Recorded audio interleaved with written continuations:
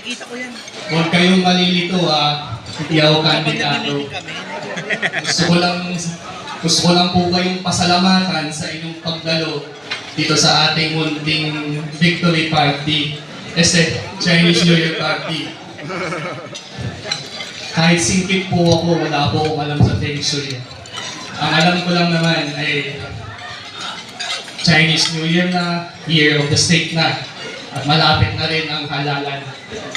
Kaya mag-ingat po tayo dahil baka lang naman, baka may makita lang tayo mga ahas. Ang susunod po sa Chinese New Year ay Valentine's Day. At ang hiling ko lang naman, maliban sa magkaroon ng jowa, ay sana alamin ninyo kung sino ang mga tunay na nagmamahal sa inyo. Ang payo nga po natin sa kabataan, ay huwag mabilis madala sa mga panandaliang aliw.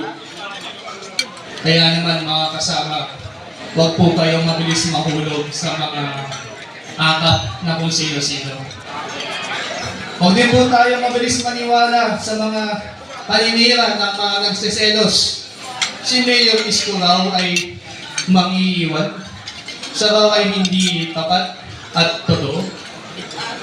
Hindi ko na nga alam kung si Mayor Isko pa din yung pinag-uusapan o yung ex-girlfriend ko na eh. Kung nag-joke lang ako baka isumpong niyo ako. Tingnan na lang po natin ang saligang batas. Nakasaad po doon, Article 2, Section 1. Sovereignty resides in the people and all government authority emanates from them. Kaya malinaw po na tunay na sukat ng integridad ng isang leader ay ang kanyang katapatan sa taong bayan.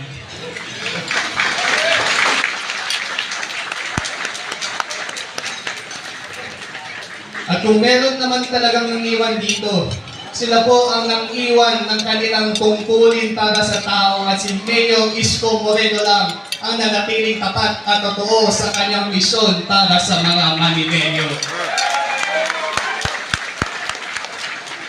Ay, politika. Ayoko na magsalita. Pakiramdam ko habang nagsasalita ako, dumarami din mga galit sa akin. Pero hayaan na po natin sila. Ang mga galit sa atin, mga politiko lang naman. Ang importante, mahal tayo ng tao. Dahil dito sa Maynila, ang tao ang masusunod. Kayo ang masusunod. At dahil kayo ang masusunod, siguradong tayo ang mananaig. Sa mga kaibigan po nating Chinoy, 祝大家金蛇大运，阖家幸福，身体健康，万事如意，什么都如意，好运蛇进来。Ayan, dumugo na ilong ko. But jokes aside, gusto ko lang din pong sabihin sa inyo na kinikilala namin ang lalim ng ating pinagsamahan, ang layo ng ating kasaysayan. Dahil noong mga panahon na nakatutok pa ang mga baril ng mga Kastila sa mga katutupong Pilipino, ay nakatutok na rin ang mga kanyon ng Intramuros sa Binondo. Magkasama natin pinagdaanan ng samot-saring anyo ng paghihirap. Kaya huwag din naman kaming iwan kung kailang pabalik na si Mayor Isko at parating na rin ang ginhawa. Mumanatag po kayo dahil naniniwala kami na hindi mahalaga ang kulay ng ating mga balat o ang hugis ng ating mga mata. Ang mahalaga lamang ay ang kabutihan ng ating mga puso. Dahil dito sa Maynila, lahat tayo ay nasa iisang bangka lamang. At ang bangka po kapag mabutasan ng kahit na maliit, ito ay lulubog. Subalit kapag lahat tayo, anuman ang ating pinanggalingan, anuman ang ating pinaniniwalaan, anuman ang antas ng ating pamumuhay, kapag lahat tayo ay sabay-sabay na sumaguan patungo sa isang direksyon, malayo ang ating mararating. Ang magiging problema nilang sa amin ay tatawanin na kayo mag-celebrate ng Chinese New Year. Dahil sa magiging sigla ng Binondo, parang everything na tayo mag-celebrate ng Chinese New Year. Pero hindi lang po ito sa Binondo, makikita natin ito sa buong Maynila. Kaya si Mayor Isko po, tutulungan na tayo. Huwag na natin pikilain. Supportahan na natin ang buong Yormes Choice. Pwede ba? Gusto ko lang din pong linawin, nakatayo po ako rito, hindi ko pang hilingin na mahalin ninyo ang pamilya Gamagoso o ang pamilya Atienza o maging ang pamilya nito. Ang hinihiling ko lamang ay piliin ninyo ang Maynila. At kapag isinapuso ninyo ang mga hinaing, ang mga hangarin at mga adhikain ng bawat Manileño, doon nyo po makikita na dito at dito lang sa Yorme's Choice, tunay na aasenso ang Manileño. Huwag po kayong mag-alala dahil naiintindihan ko rin naman ng Yorme's Choice ay isang bagong grupo lamang na hindi kami ang inyong nakasanayan. Pero alam nyo, tayo mga Manileño, sanay na din naman tayo sa maraming bagay. Sanay na tayo sa talamak na krimen. Sanay na tayo sa laganap na korupsyon. Sanay na tayo sa maruming kapaligiran, sa masikip na trapiko. Kaya hindi ko po alam sa inyo. Pero kung ako lang tatanungin, ayoko na sa aking nakasanayan, gusto ko na ng pagbabago. Alam ko po na ngayon lang naman kami nakita. Pero okay lang po yan. Hindi niyo ba napansin? Dumidilim naman muna talaga ang langit bago natin nakikita ang mga bituin. Kaya samahan niyo na po kami dito sa ating mapayapang kimarsikan.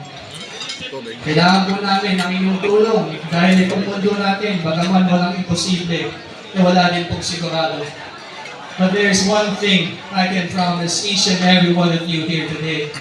My friends, my fellow patriots, together with your help, itaga niyo po sa bato, we will make Manila great again! Yes! At kung sawa na po kayo sa mga salita kong kasi mabulaklak ng damit ni Lito Atienza, tatanungin ko na lang po kayo, nung dumating ang bagong taon, napansin niyo ba na imbis na ulanan tayo ng biyaya, ng swerte, ng pag-asa, napansin niyo bang tinubuan ba tayo ng bulubunduking mga basura? Mabantay ah. Kaya nga po, kung ayaw nila makinig sa akin, mag-iimbita na lang ako ng isang basurero para magsalita. Mga kasama, siya po ang basurerong naging hari ng Tondo. Ang pinakamalupit, ang pinakaastig, ang pinakasakalam. Ang bawat tanging rais ng naging alkalde ng Maynila. Ang nais ko, ang nais nating lahat. Kilala niyo ba to? Ito na po siya, ang walang katumbas at ang magbabalik, Mayor Isko Moreno Dumagoso.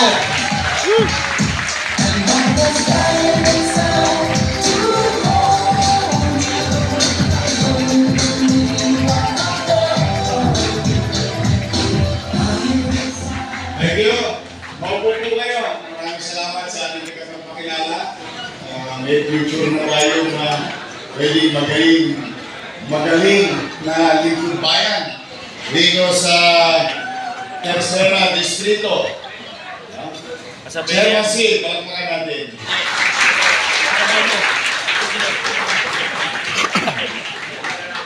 Sabi sa Cantonese, pasensyahin na ako kung mali ang pagkakabigkas ko. Ang mga anak ko lang ang magaling mag-Chinese. Opo, yung mga anak kong lalaki magaling mag-Chinese yun because they are a graduate of Xavier School. Mga bata na Xavier yan.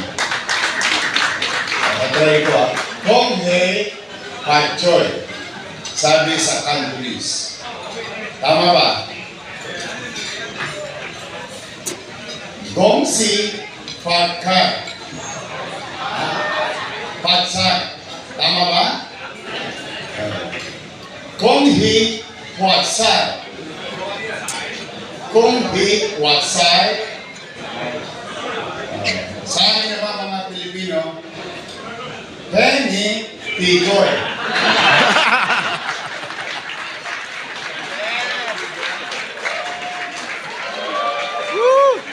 Hi!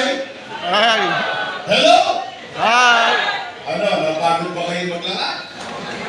For the first time, hindi kayo nakakita ng motorcade. Nagparada tayo, naglakad tayo. Because we wanted to make our community feel that we are celebrating with them. Not only for other reason, but of course, being with them. Sa kalsada, sa tindahan, sa bahay at tahanan ng bawat Filipino-Chinese community na nagse-celebrate dito sa downtown, dito sa Chinatown. Kaya sa inyong lahat na mga nagpunta rito, maraming salamat sa bawat isa sa inyo. Palakpakan natin ang ating mga organizer. And I would like to give special mention to our guests, our visitors. Particular na sa ating mga Chamber of Commerce, ang ating 30 years ng kaibigan. Opo, maaaring magtataka kayo, bata ko, matanda siya. Pero matagal na kami magkakilala noong panahon pa ng That's Entertainment. Maalala niyo si Kuya Germs, laging may binibigay na birds tree. O, meron din siyang binibigay na toothpaste. Happy toothpaste. Dr. Cecilio Pedro, palakpakan natin. Ang ating kaibigan, Samuel Uy, ang Chamber of Business Club, Chinese Business Club, sa ating grupo siyang kay Shen, Dr. Judy Licia, President natin siya, Fico Basketball Team Boyka, at sa mga iba pang mga Filipino-Chinese group and association na naparito. Sa mga chairman, barangay officials ng 3rd District at District 1, medyo mayo mga taga-District 1 dito. O shoutout naman sa mga barangay chairman, kagawad ng District 1. Maraming salamat sa pakikiisa ninyo dito sa ating celebration. To our friends who greeted us, and on behalf of my friend who is in Singapore right now, and hopefully may awa ang Diyos ay siya'y gumaling sa lalong madaling panahon, ang ating kaibigang si Willie Ong. Sa ating kaibigan, naipit lang siya, pero pinababati niya, pagbati rin sa atin ng ating Senador Bong Go sa ating lahat. Kay Kuya Ipet, Philip Salvador, mas maganda yata Philip Senador. Yeah? Kaysa Philip Salvador. Philip Senador. Ang ating kaibigan, ang kuya namin sa industriya, at nakasama ko rin siya nung nag-uumpisa pa lamang ako sa Pamilya Valderrama na isang pelikula produced by Seco Films noong araw. Sa ating Secretary Benhar Avalos, sa ating kaibigan, alam po ninyo, tama po yung sinabi niya, kung gusto natin maramdaman ang kagaangan ng buhay, kuryente ang solusyon. Nasa kuryente ang lahat ng dahilan ng pagtaas ng mga bagay-bagay. Kaya aking kaibigan Dante Marcoleta. At ang kasama rin natin sa aksyon na si Wilbert Lee. Palakpakan natin. Nandito ang aking mga partner. Nandito ang aking Vice Mayor Chi Atienza, Apple Nieto, at ang ating mga Your Best Choice, mga Batang Maynila. Mga Batang Maynila. Pagkatapos nyo kumain, meron siyang ihanda. Meron siyang cookie. Natikman nyo ba ang cookie ni Mama? Mamimigay siya mamaya. Masarap yun. Bilang dessert after natin mag-lunch. Nandito Chris Tagle, Rolling J, at Bong Alvarez, at ang pinaka-pogi sa lahat, mas pogi pa kay Letlet Sarkal, Tol Sarkal.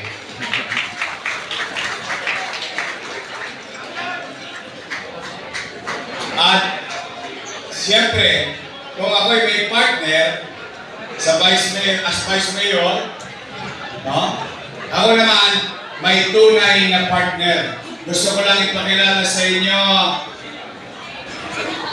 ang aking ex-girlfriend. Opo, ito bihira lumabas ko. Pero para sa ating mga Filipino-Chinese community, no, nakiisa siya, naglakad din siya. Ang aking ex-girlfriend, na ngayon ay misis ko na. Miss Daini Tumagoso.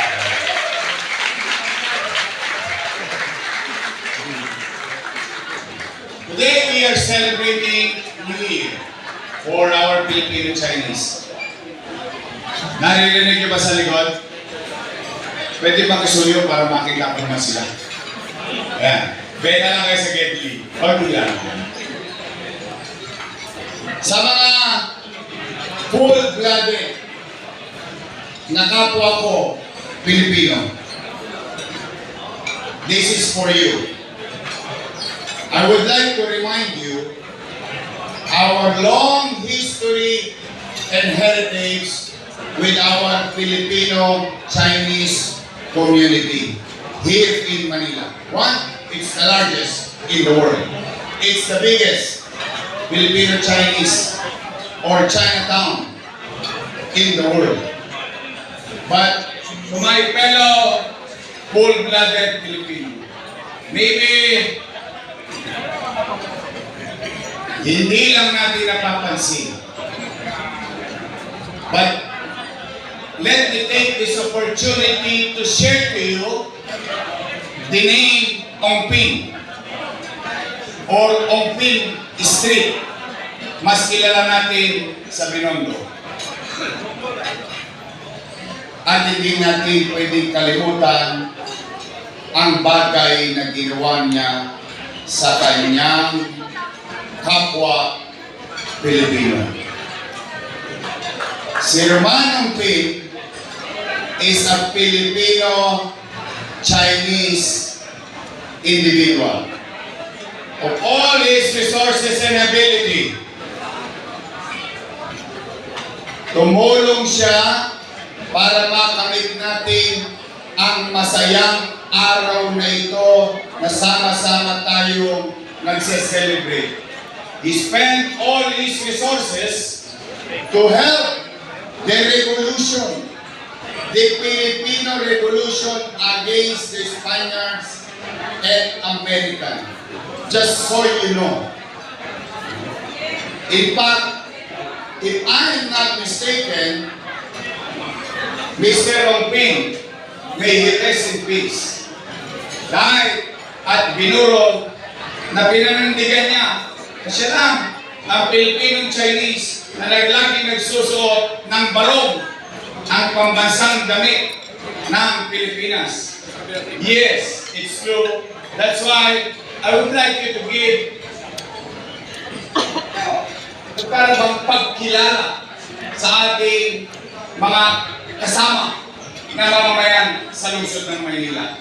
And I'm telling you this so that later on, the next generation, the next youth, or mga susunod na kabataan, that the prejudice that we were taught when we were young on how we call them in our community ay mawala.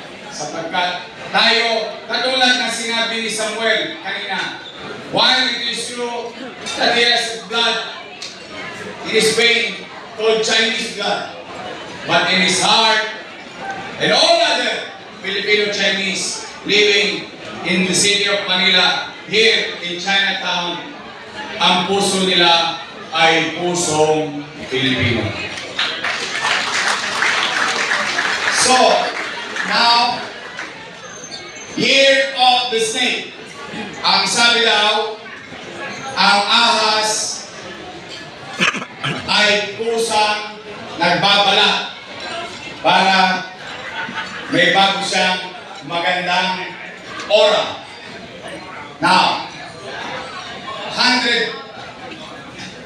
I think about 103 days from now, may awan Diyos sa tulong niyo, and let this word cross the streets of Ongping, Salazar, and so on and so forth in the entire city of Manila.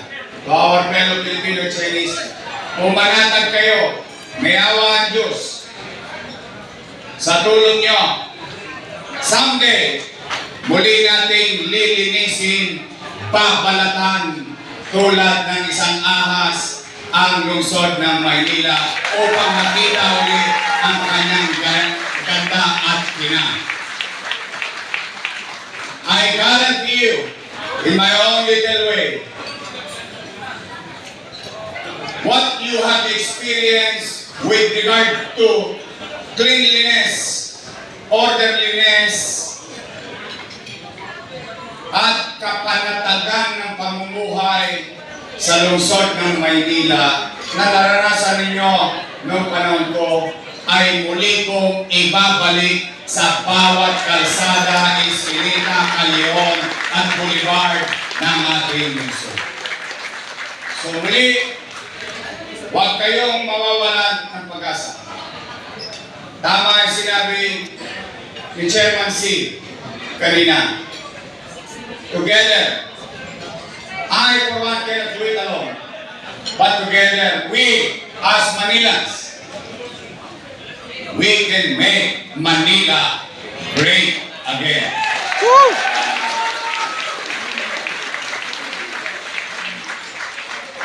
Lastly, to the business community who have experienced abuse from City Hall, I know most of you have experienced such thing nowadays. Umanatag kayo, pagpapahinay ko na sa City Hall ang makakati ang kamay. Yes! And let me that my message to the entire Chinatown celebrating our Chinese New Year. And that can be a message to the entire city of Manila, to every businesses, to every taxpayers of the city of Manila. Sisinupin natin, ibabalik natin ang sigla, bango, kaliwasan, kapayapaan, kapanatagan sa lungsod ng Maynila. Happy New Year sa bawat isa sa inyo.